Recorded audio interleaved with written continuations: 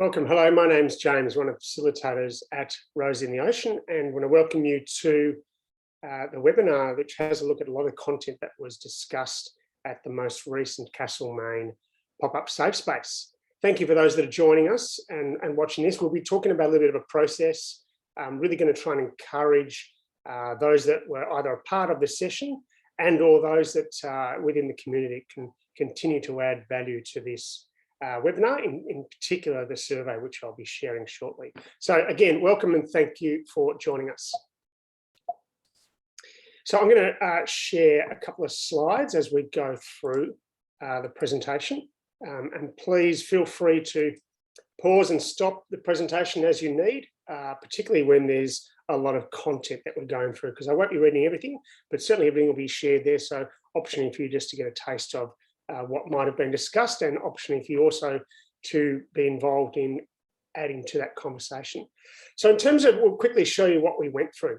In terms of the Rose in the Ocean co-design model, you can see the diagram there, the left-hand side, the right-hand side. So lived experience community members got together. We had the morning session and the afternoon session, which is essentially going through what we will look at today, and the lived experience working group, which will meet again, we'll meet in about a month or so.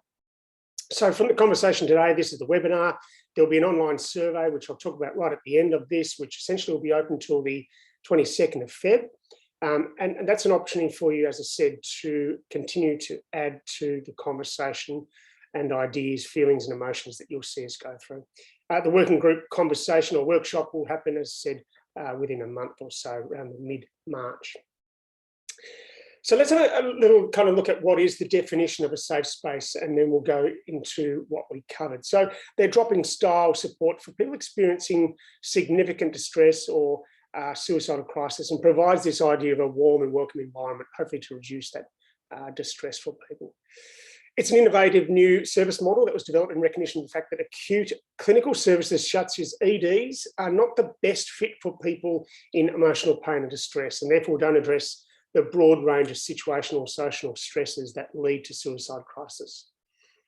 The spaces are typically staffed by peer workers with their own lived experience of crisis, who can connect with others through the mutual understanding that comes with this shared experience. And there's emerging evidence base that these are therapeutic in terms of the value in promoting hope and healing for those in suicidal crisis. The role that Rose and Ocean have played across the National Safe Space Network has been central in the conceptual and practical development of this model across Australia. We at Rose in the Ocean developed and led a range of lived experience co-design processes for the alternative models of care and support for people in this crisis and who have been or bereaved through suicide, including the safe spaces. Through the process of co-designing these spaces in a broad range of both metro and regional communities, with a rich and diverse range of stakeholders, community stakeholders, have been able to clearly identify and develop common themes and that have emerged about what the communities are looking for and what we're wanting from a safe space within your community. So when it comes to the pop-up safe space, pardon me, these are community design, they're managed and they're staffed by peer workers. It's a non-clinical space for people experiencing emotional distress or suicidal crisis. They're peer-led by suicide prevention peers who have a lived experience of suicide, and these are called peer care companions. They undergo specialised peer training, suicide intervention skill training, group reflection, and access to a community of practice. There's always a minimum of 2 peers rostered on at all times. And also a no wrong door approach to the pop-up safe space. So strong connections in and out of the safe space, connect people to other supports they decide will be helpful for them. And of course, all ages are welcome under that no wrong door approach. They're risk tolerant, they honour self-determination, and they're all about providing choices for the guests who use the pop-up safe spaces. So in terms of the design over the last couple of years, the communities have told us that they wanted from the safe space, they developed 7 key components of the safe space. And on the outside of that little diagram there, you can see the values and principles that are contained within that. But those components of the safe space look at shared governance and management, a trauma-informed, no wrong door approach, non-clinical support that meets the holistic needs of guests, compassionate and capable peer-led workforce, a safe and accessible location, warm and welcoming environment, warm connections to appropriate and reliable support. Now, this conversation will be broadened further within the working group and really try and understand what are the values and principles for the Castlemaine safe space pop up and align to these key components of a safe space.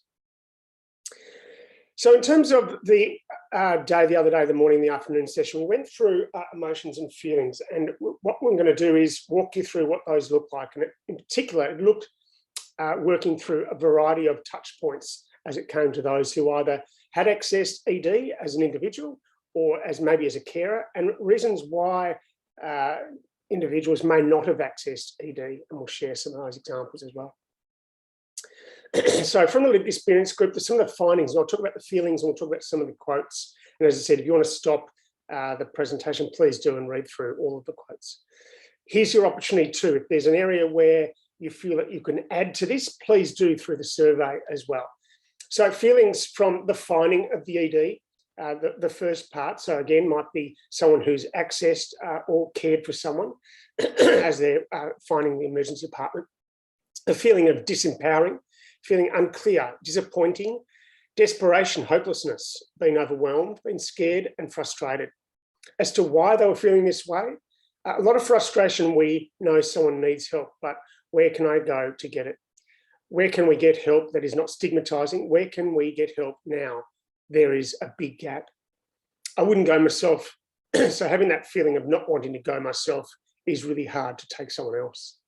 Ex-partner of mine had arrived at my home, spoke to another friend, and then they thought it was best to contact the CAT team. Felt disempowered when men walked into the room and said, "You're coming with me." And a couple of other comments there, as I said, feel free to have a look. In terms of the next stage that we looked at, so the arrival and initial assessment within the ED or the support services. A feeling of relieved, comfortable, and also invaded. And why were you feeling this way? Well, when the CAT team came to visit, I felt relieved and comfortable as they were a beautiful team, very understanding of the circumstances. No, and when they left my friend in there, they didn't let us in. They felt very frustrated in a way. I wanted to intrude on that because I wasn't sure my friend could explain what had been going on from our perspective. Been supporting friend for some time. Thank you for those comments. So the next phase was the waiting period within the ED and feelings of being confronted, hopeless, helpless, frustrated, anger, scared, grieving, suicidal, confused, judged. Why we're feeling this way, people everywhere you sit. So people everywhere, you sit and wait and whatever is going on in your head is not getting any better. Arrived and waited for 2 hours in ED. It went really well for a girlfriend, but she wanted to go and went into ambulance, so didn't have to wait in the ED. I felt helpless, but not too stigmatised at that point. There's a lot of people there. Who knows why they're there? A few other comments there that you can add to if you could. The treatment phase, feelings of frustrated, anger, judged. And why were you feeling this way? A friend with a daughter who did make it an attempt. It was just an adolescent mental health rehab type place, which is such a stigmatising setting. If they are not literally about to suicide, there is not the capacity to take them in. And no treatment was offered because I was calm. They didn't try to offer me any other sedatives or anything like that. I think about what, if I was in a calm situation, what would have happened. That leaving phase or touch point for the ED, feelings of empowered, disappointed, angry and frustrated. Why were you feeling this way? Some of the feedback was they said they couldn't be admitted because he hadn't been suicidal enough. That's not what they said, but it's what they meant. We were all just sent away and that was that. There was nothing else that happened. I slept the best I'd ever slept that night because I didn't get caught into the system because I didn't want to. Nowhere to go and no hand or help to be had. So we also had the conversation about those that chose not to access the ED, and feelings associated with that were a feeling of shame, stigma, demoralising, anger, scared and confronting. Reasons for feeling this way: I wouldn't go from the shame, stigma and labelling that is still there. Working in these services, knowing how it doesn't go off your record, I wouldn't do it. There's not enough education out there. It sounds like you're treated in the dark ages. And we certainly talked about, whilst it's not on there, that idea of small town and everybody knows everybody. So some of the feelings associated with that. So then we spent some time, as I said, please add to that as you go through the survey and read or watch the webinar. So then we spent some time looking at what are the needs of the guests in terms of your pop-up space in Castlemaine. And we talked about this idea of blue sky dreaming. So I want to go through some of these and have a look at them. In particular, we're looking at things like the practical and physical, and we'll go through experience for the guests, connections, no wrong door approach, and so on. So having a look at some of these is, again, opportunity for you to add in some ideas of what you think. Location, central but not too visible, and how we might meet that. Ideas of somewhere in nature amongst the trees, easily found location on residential street that is close, proximity to ED, comments there in Castlemaine. Hospital does not provide mental health support. They would immediately transfer to Bendigo Hospital. Does not need to be close to the ED. Open during times of need. So as we hear quite often, this idea of 24 hours, 7 days a week, or maybe weekends, after hours and mornings. Ask existing services for popular call-out time. So a little bit of research there in particular around ambulance already being consulted. So having a look at when are the times of need. Privacy on arrival if possible. So no waiting room, option to be with others in a room or have one-on-one support. Closed off spaces can seem stigmatising, so something to hide. Staff available to greet on arrival and ask a guest what are their needs. Maybe some music for background noise, we'll look at that shortly. Sensory environment, some lights, idea of what sort of lighting. You know, maybe it's not too bright or some mood lighting or natural daylight. So the idea of music or no music, depending on the needs of the guest. So those with hearing concerns might find music difficult to hear. Continue with the practical and physical, so around location, hours, space and accessibility. So some permanent and mobile locations. So the idea of a pardon me, a mobile van as well as a permanent location or structure. The van could visit other small localities around Castlemaine. Van could pop up at a local market to show or market what the space offers. It could be used to take a group out bush and do activities. When the van's not used, it could stay parked at the safe space and use a separate room if required. Fixed location required, want to be a known location. Place dedicated solely to safe space, do not need to pack and unpack daily. Unused council buildings maybe or similar for a permanent location. In terms of accessibility, limited public transport available within Castlemaine area, so it needs to be accessible for those who cannot drive. Option for someone to call and request a lift with a safe space. Some ideas around that. Walking distance or within biking distance. A ramp for access, use for taxi vouchers to support people in a safe space. A safe space to be open within hours, accessible through public transport. A model pack and some guidelines, so list of other pop-up spaces and what has worked and what hasn't worked for some ideas. The inside and outside space, what that looks like, maybe some kitchen and round table, a setup outside where people could go, a garden to tend to maybe, and veggie patch, not cluttered, but also not sterile, so non-clinical looking. Maybe there's comfortable spaces to sit, a fireplace for winter, for example. Open space indoors, not separate rooms. Privacy made using privacy screens. Regular cleansing of energy. Regulate media, so TVs, movies and radio could be disturbing, so recognising that as well. Again, other ideas, please come forward and suggest those through the survey. So experience for the guests around cultural considerations, staffing activities, carer support and information. A welcome and gentle care approach. So being welcome on arrival with a cup of tea, approaching guests just as any person with normal needs, There might be tissues on arrival, showing compassion, kindness and humanity. Meeting the basic needs, maybe food and drink, offering for people nourishing meal maybe and snacks, tissue, shelter, blankets and cushions for those that need. Some holistic supports, option for spiritual support as well as emotional, physical, and that could look like aromatherapy, as you can see. Respectful of choice and self-determination, so a calming space, guests are asked what they need and a benefit of doubt provided. Continuing the experience for the guests, support for carers,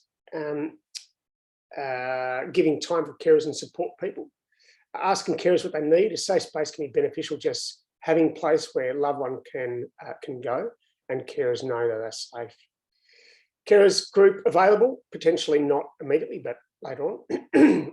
Trauma-informed staff, well-informed and educated about suicidality. So again, some training and protocol for responding to immediate crisis.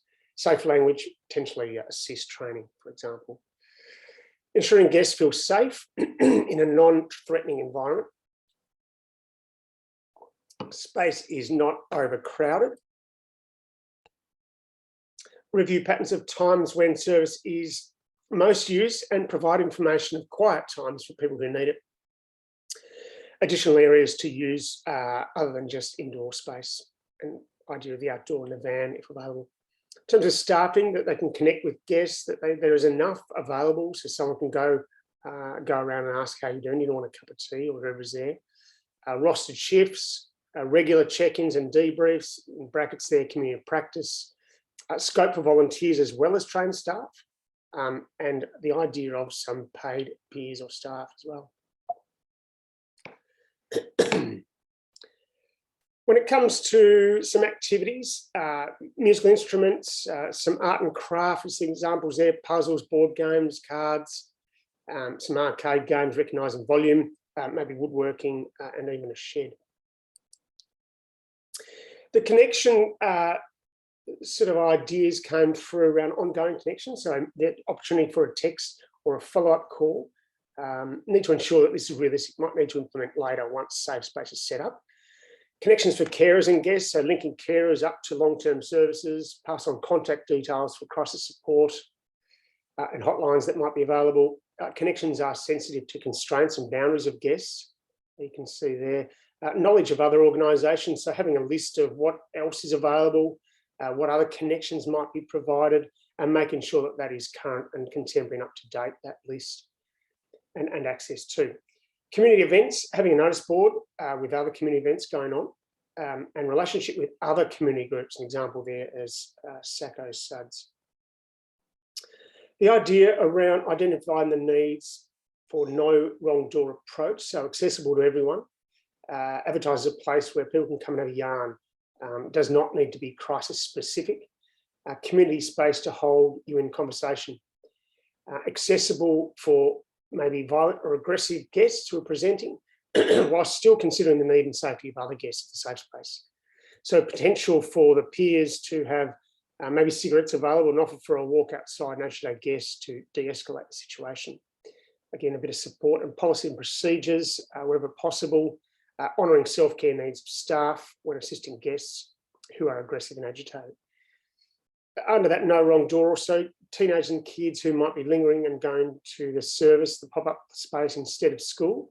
So consider the needs of the guests. There's a reason why they're not at school.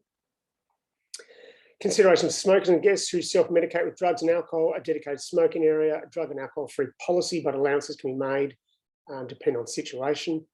And you can see the explanation there. So in terms of the fabric of the community, we talked about, well, if we're setting up a pop-up co-design or a safe space within Castlemaine, who are the cultural considerations, the diversity of the community that we'd need to consider? And again, there's an opportunity to share this information across these diverse groups or groups. So school kids with high truancy and teenagers need to be aware of requirements, be curious with the guests, make guests feel welcome. Some ideas how we can meet those needs. First Nations people, there might be signs, acknowledgement of country or welcome to country when service opens. Refugees in the cold community, again, some signs. So within the Sudanese community, tea or instrument for their culture available to help everyone at home. feel at home. Interesting, 15% population speak French, and the other 15 or another 15% speak Mandarin. So how do we recognise some of that in the communication that gets out? The LGBTQIA plus community supporting all kinds of sexuality and gender identification and no discrimination. Volunteers aware of those experiences and educate in that space. Single parents, in particular mothers, so there might be some services around nappies and sanitary products. Volunteer or staff are comfortable with the babies or children, are happy to look after while the parent is given some space when in crisis, and there might be some toys available as well. Elderly population, wasn't sure how that might be met, but certainly there's an opportunity for people to build that up in terms of some ideas. The male population, even ensure even Caucasian males can access space and feel welcome. Some divisions in the community comments came through around resentment of traditional owners, or division of snarky comments made on local. So just thinking about some of the language used there about advertise the pop-up safe space and diversity training for volunteers. And the last comment there, some artwork or mural shows off the diversity rather than signs, which may make people feel less welcome than others. Then we had a look at the values of your pop-up space. So this is the internal compass. These are the things that drive you towards how it's going to work and align with your values. So we came up with a list here. We can see, I'd encourage people who are watching this to add to this list and or to say, what are our 5 to 7, and we can whittle that down as we get to the working group. You can see these values around advocacy, inclusion, accessibility, flexibility, openness, open to all, self-determination, non-judgmental, a sense of respect, compassion, empowerment, equality, collaborative, community focus, confidentiality, a couple of times, and healing. So if you can add to that or select your top 5, that would be great. So the next part of the workshop looked at the co-design of, the working through some scenarios that might happen in the pop-up safe space. So we're going to go through 5 of these, and we'll talk about each scenario, the purpose of the scenario, the prompts of the scenario, and your response. And again, if anybody can add to this based on their reading and understanding of these scenarios, please do so. Scenario 1, Chantel, 14-year-old teenager, arrives experiencing suicidal thoughts. It's her first time. She's reached out for help. She's frightened by what she's experiencing. She doesn't know where else to go, and it's 8 p.m, just 30 minutes before closing time. So the purpose of scenario 1 is to determine how people under 18 will be supported when seeking help. To determine how the space will manage supporting guests within organisational constraints, such as the opening hours, and to determine what the scope and nature of support is to the guests beyond direct support within the pop-up safe space. The prompts for scenario 1, given the principle of a no wrong door approach, how will the space support young people turning up seeking help? And given the space can't be open 24/7 at this stage, what processes could be developed to support guests seeking help near closing time? What are some of the ways peer care companions could provide support to guests outside the hours if required or needed? So here are responses, and I'll go through these as well. So supporting the guests under 18 years of age, guests need to be welcome regardless of their age. Consideration needs to be made regarding informing parents under duty of care. How far will we drill down? Assessments are clinical. This is non-clinical space. Understand people may not have the capacity to know what they need and break down options of what is possible. Important to gain child's consent to reach out to the other supports, carers and or family before contacting. Ask other peer care companion on shift what their opinion is of the situation and how to best ensure the safety of the guests. Supporting the guests near closing time. So conversation around need to support or provide support to the guests without seeming to be in a hurry. Focus on providing support in that moment. Be transparent about the time constraints, letting them know what the time opening and closing hours are. Maybe use Lifeline framework on working with time constraint, considering using meditation methods to ensure safety. Ask about existing supports and determine how safe the guest is. Do not be panicking by closing time, and have volunteers available for an extra 15 or so minutes after the safe space closes. Consider if the child has eaten, ask what they would like in the 30 minutes. Take time to hear the guest story, ensure they feel heard and safe during the time frame they are there. Ask if you can get someone to pick them up. Let them know when the safe space is open next, and let them know when they can access the safe space again. This idea of creating a safety plan with the guest as well, we talked about. Consider maybe calling it something other than a safety plan, might be considered a little bit clinical, so some other ideas around wellbeing or self-care plan. Refer to another, so in terms of after-hours support, refer to another organisation or someone else to be aware of who those are, create community helpline through the space, have that number available during the closed hours, and need to determine what to do if the guest has nowhere to go, nowhere to support them, especially if they're under 18, may need to take the child to the police as an example there. So please add some additional things there if you can read through that and think of some other ideas. Scenario 2, Leanne walks into the space, she knows it well, having visited a few weeks in a row, she's previously told a peer companion it's a place where she can relax for a while, knowing there's a safe space and safe from self-harming while she's there. Tonight she appears to be intoxicated and quite agitated, that the peer, who she now feels she can trust, isn't available to talk with her. She's becoming quite loud and insistent, and another guest has indicated that it's making them feel uncomfortable. Let's have a look at the purpose, and that is to determine how the space will work with guests who appear intoxicated, how it will work with guests who are distressed and may express itself as aggression, and to explore ways the peers will manage the competing needs of guests. So some prompts for this scenario was the pop-up space is intended to follow a no wrong door principle, and that is that there's not an exclusion criteria of traditional services. So how will the safe space manage the issue of potentially intoxicated guests? And the space will provide trauma-informed, compassionate support to everyone who attends. So how will the safe space support a guest whose distress presents as aggression while keeping the others safe? Some responses to this scenario, we looked at managing the intoxicated guest around, that's when you bring in the safety plan, peer takes guests away to keep them safe, approaches other guests to keep them safe. If the guest says no, then that's when you advise them you might be able to call someone else, and that might be 000. Talk to the guests, build trust up, and ask what is it that they need, and if there's something you can do while they're here, and present in the moment whilst the other peer care companion isn't there. Realise that it might be a distressing situation for them, and recognition there, and let them know when the peer is back on, rostered on, and can share peer roster with the guests maybe. Provide them with reassurance of when the peer will be back in, offering them nourishment to assist maybe in that intoxication, non-judgment or judgmental approach, so not to acknowledge the drinking. Support for the aggressive guests whilst keeping others safe, so checking in with the other guests. If the peer is with Leanne, another walking around to the other guests and making sure they feel safe and heard, and explain the situation to everyone, they have a sense of what's going on. There needs to be a general safety feeling for everyone. There may be circumstances that we might have to ask the person to leave. Need to consider what if the other person says no, or say no, I don't feel safe. What if we can't calm the person down? So some ideas to generate around that if we can.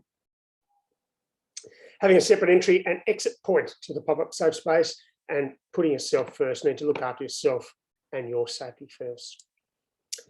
Scenario 3, young man connected to the pop-up safe space from a multicultural services organisation, and he arrives at the space. He's accompanied by a lady of similar age who he doesn't introduce. He appears a little agitated with the woman, but seems happy to have arrived at the safe space. He accepts a cup of tea from one of the peers, and whilst chatting quietly with them, he keeps glancing towards the woman. It's discovered she is his sister and is really keen to stay with him in the space, and is very clearly concerned about her brother. So the purpose of this scenario is to determine how the space will meet the young man's needs, to determine the approach to supporting carers or the natural supports of people in crisis, how to identify and honour the wishes of the guests regarding their role of their carer and natural person in support, and to determine what other potential supports could be offered to carers or natural supports. So the prompts for this were, what does culturally appropriate support look like, and how will the safe space honour the no wrong door approach? How will the safe space respect the wishes of the guests while being compassionate with carers' needs? And given the primary purpose of the space is to support people in crisis, what can it offer by support to carers or natural supports? Some of the responses that we had from scenario 3 was support for guests. So ask the guests what are their needs. Support for the carer as well. So what are the support person's needs or the carer's needs? Maybe take the carer away into a separate area and have a conversation with them and ask, by giving them a cup of tea, for example, use this opportunity to check in how they are. Talk to the carer about some options. If the guest doesn't want her in the space anymore, could call her on a phone and let her know he's safe. The idea around balancing needs of the guests and the carer, so confidentiality of the guest is utmost priority. Try and compromise on guest and carer needs. Connection and supports for the carer, so they may need 3 staff within the safe space to ensure there's always someone available for the carers to welcome people on arrival and or have people willing to be on call. And need to ensure the space is held regardless of immediate needs, so knowing the possibility of future need of care or for support.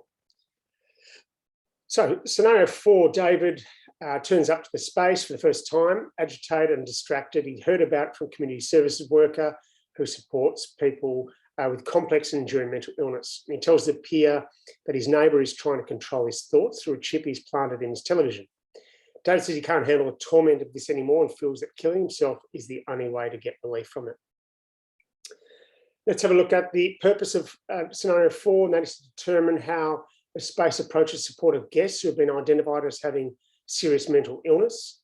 Determine how the space will support guests who identify experiencing suicidal distress as a direct result of what clinicians would understand as symptoms associated with psychosis.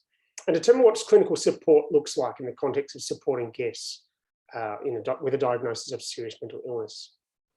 The prompts, so the questions we asked, and some responses to this shortly, but how will the peer workers support guests who experience distress that appears to be associated with serious mental illness? And how will the peer workers support guests who disclose experiences like David within the space? So some responses that we received from the conversations. So how do you approach David? Emergency services on speed dial, as it could go either way, so recognition that some additional support if need be.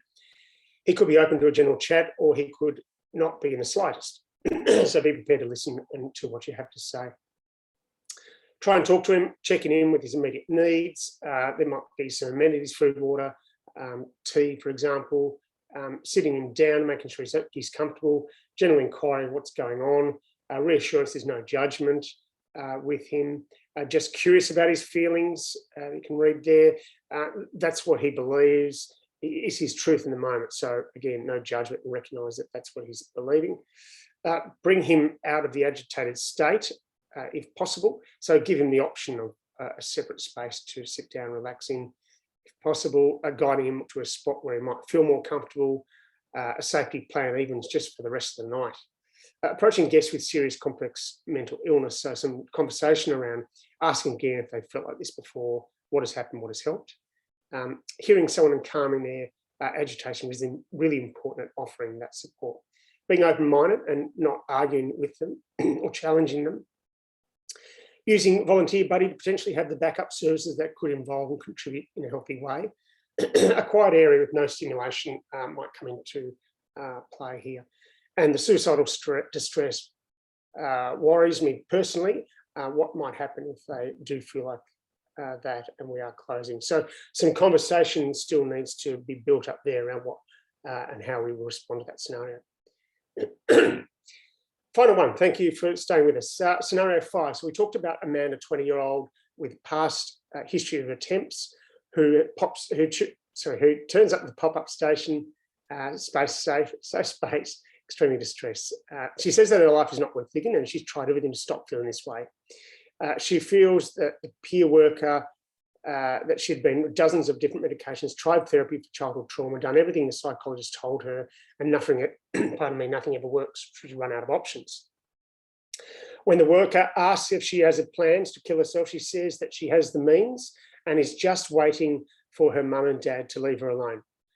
Her history of previous attempts is known to one of the safe space peer workers who had previously supported her in ED. So let's look at the purpose for this, and that is to determine how the space will respond to guests who are characterised as imminent risk of suicide, and how peer workers will support guests who are highly suicidal to ensure their safety.